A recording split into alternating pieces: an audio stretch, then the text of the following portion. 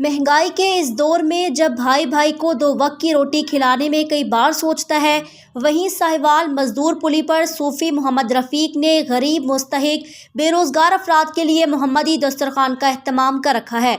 इस महंगाई और नफसा नफसी के दौर में जब सगे भाई और खून के रिश्ते भी एक दूसरे से दूर भागते हैं, वहीं साहिवाल मजदूर पुली पर महंगाई के इस दौर के विच अजकल बंदा अपने भरा के घर ते एक तो दूसरी बारी चल जाए ना तो वह मुँह फेर लेंदा। इत्थे माशाअल्लाह 700-800 मजदूर ये रोटी खवा रहे भाई साहब, उतों लोगों के घर भी दे रहे हैं। अल्लाह इन्हां दे रिज़्क च बरकत पावे।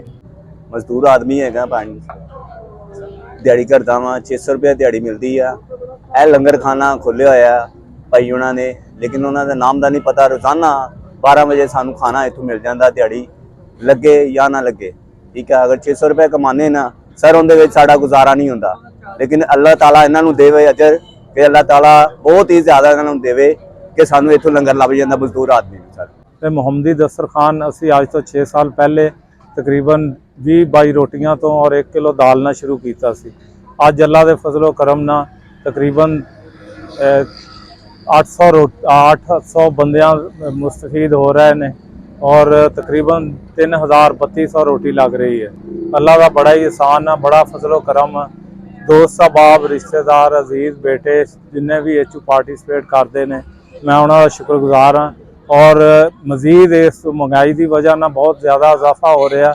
मैं दर्दमंद लोगों ने अपील करदा कि इस बढ़ चढ़ के हिस्सा लैन ताकि वह भी दस्तरखान का हिस्सा बन सकन। सूफी मोहम्मद रफ़ीक ने गरीबों नादारों के पेट भरने का बेड़ा उठा रखा है। सूफी मोहम्मद रफ़ीक मजदूर पुलिस साहिवाल और मोहम्मदी दस्तरखान के नाम से गरीबों और बेसहारा अफराद के पेट भरते हैं। सूफी मोहम्मद रफ़ीक का कहना है वो रोज़ाना 800 अफराद को खाना फराहम करते हैं।